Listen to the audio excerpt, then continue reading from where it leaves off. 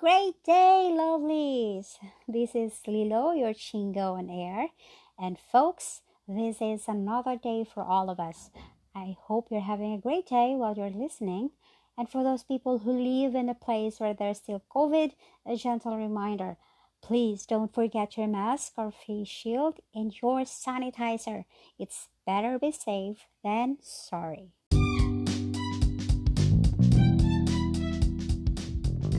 You're listening to the season interlude of Nook and Cranny, and today I will be sharing with you some things from my learned experiences behind the internet waves. I now believe that solitude helps you think clearer about the way things they are. To tell you, 4 months ago I've started my podcast with 2 uploaded episodes in it, and suddenly I want to have a nation. More like of I ran out of motivation to pursue podcasting. So instead, I set my real life priorities like studies, work, family, and friends. Until recently, I woke up one morning and felt that I missed something.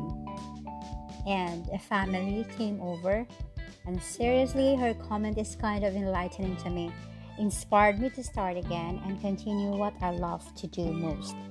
So shout out to my dear sis, Reg. Lots of hugs to you. Thank you so much. I acted on that realization, so I'm back.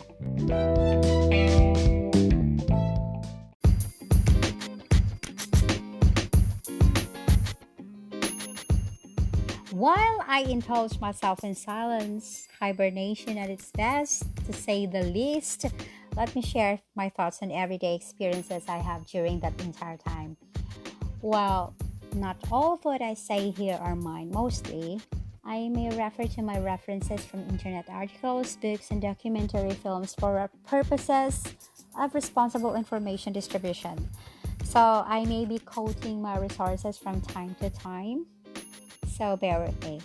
And by the way, Chingo is a Korean name for a friend, which I have learned a few years back of learning the language. I am honestly not a hardcore Korean culture fanatic per se, but I like Korean as a whole. From their spicy food, wow, to noodles, to meat, and kimchi, OMG, heavenly.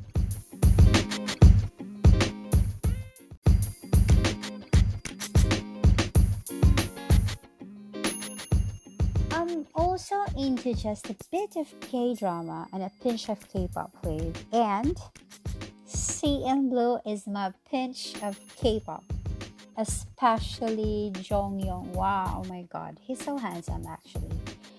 But what I love most is Korean food and K-drama. To be specific, isn't it obvious now? I am into serious Korean bits and pieces. Hey, while I was hibernating from the internet, I got to watch some good and juicy K-dramas, and my list is too many to mention. But I'll be honest with you guys, some of my choices were a bit outdated, and I'm a little way farther from this younger generation, the hardcore gen of K-pop.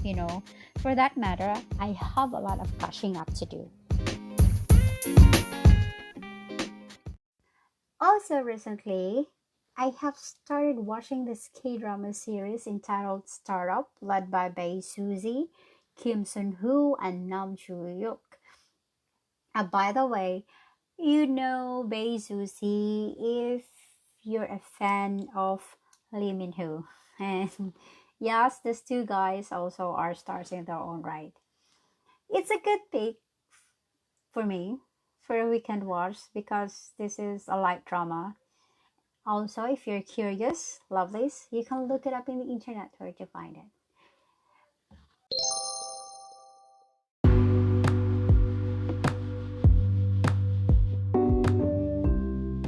So, while I finished my first 2 episodes of the K-drama, I came across with a documentary entitled Blackpink, Light of the Sky.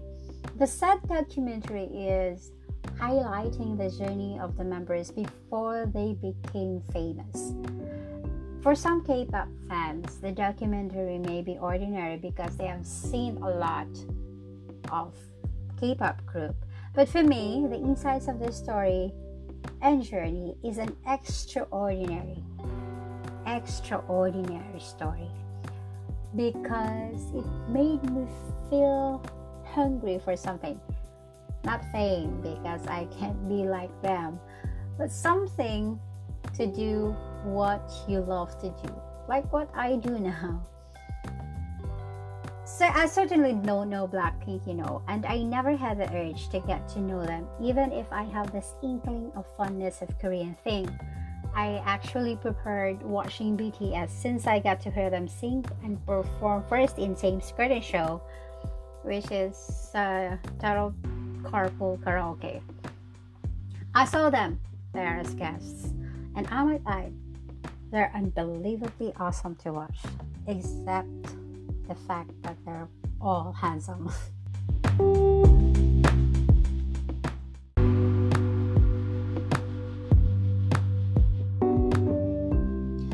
I noticed the first time I saw BTS, that J-Hope and RM have similarities in certain angles.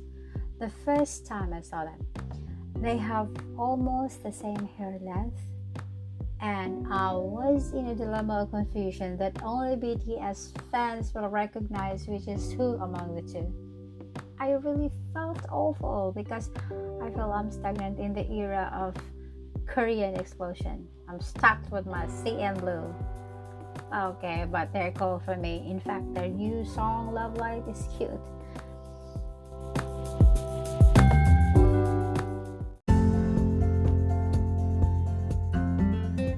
Anyway, I'm in awe with these two K-pop group, BTS and Blackpink. They're amazingly soaring way up beyond the horizon compared to those who are ahead of them. But going back to the documentary I'm talking about earlier, it made me love Lisa and Rosé. Don't be mistaken with legs. I like the four of them. Jennie and Jisoo are great too. But Lisa and Rosie are so cool and charismatic. You know what I mean, lovelies? I'm sure Blinks would understand.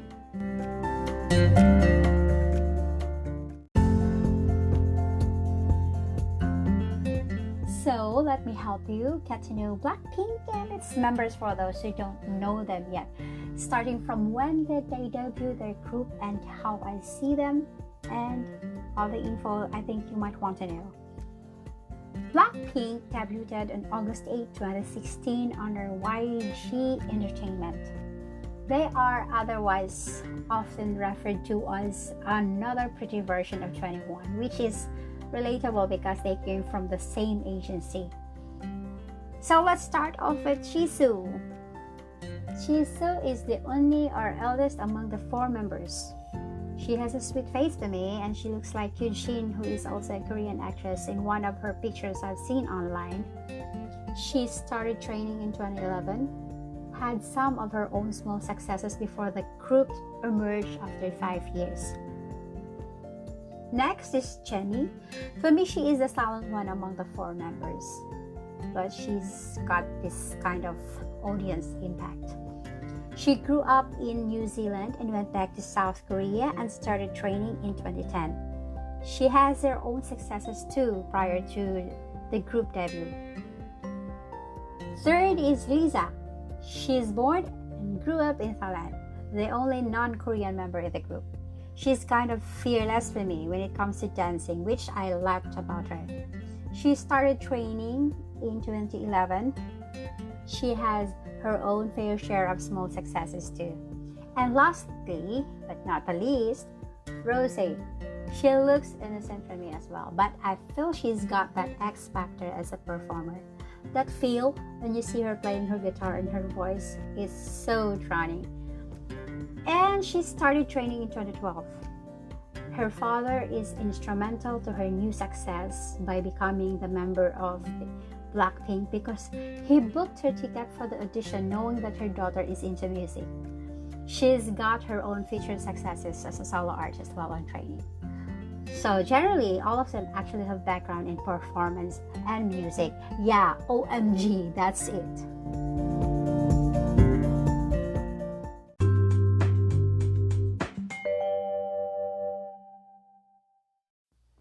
In the documentary, I get to know the members myself, even if I'm not yet a fan of them. There's one thing I can say that to become a K-pop member, one should go on a rigid training before you get to debut your group. Well, that's a common knowledge, but for some who doesn't know, yes, they do train for years.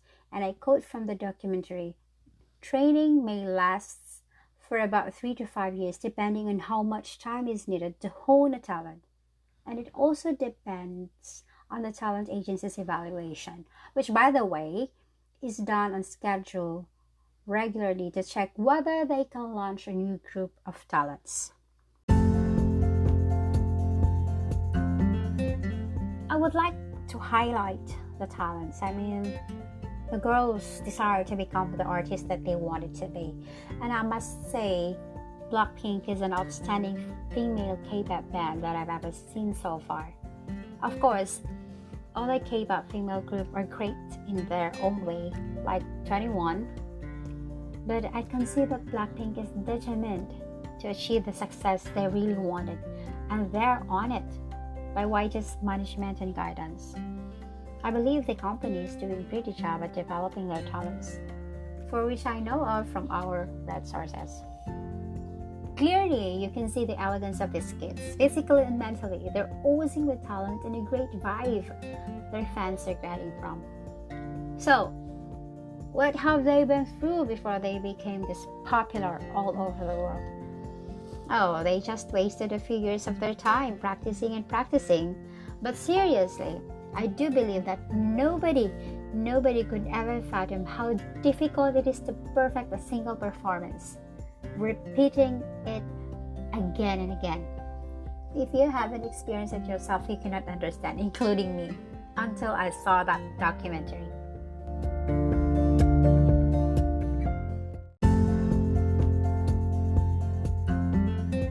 Actually, I'm amazed with those girls because no amount of patience could serve them without their passion to their craft. Look at them now, so popular. They're so popular and loved by many fans around the world.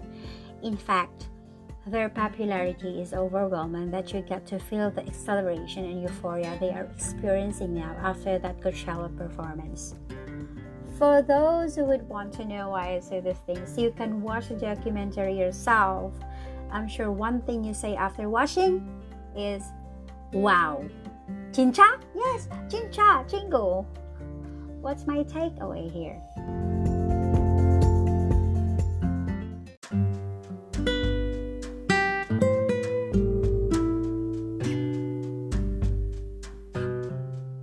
So, what's my takeaway here?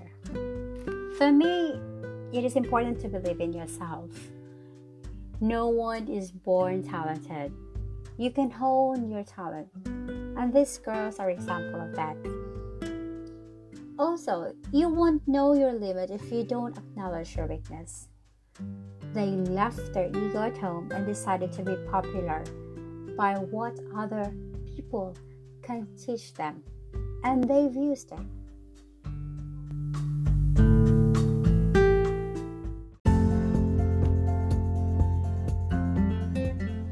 This is all for now, lovelies. Thank you for listening, and if you happen to like Nook and Cranny, please do subscribe and share them to your friends. For your comments and requests of topics, you can send me an email at nook.cranny20@gmail.com, or you can find me on Facebook. My username is lilo.adastra, and please like, follow, and share my Facebook page, Nook and Cranny too. Have a great day, everyone. Keep safe and let's live our lives to the fullest. Thank you.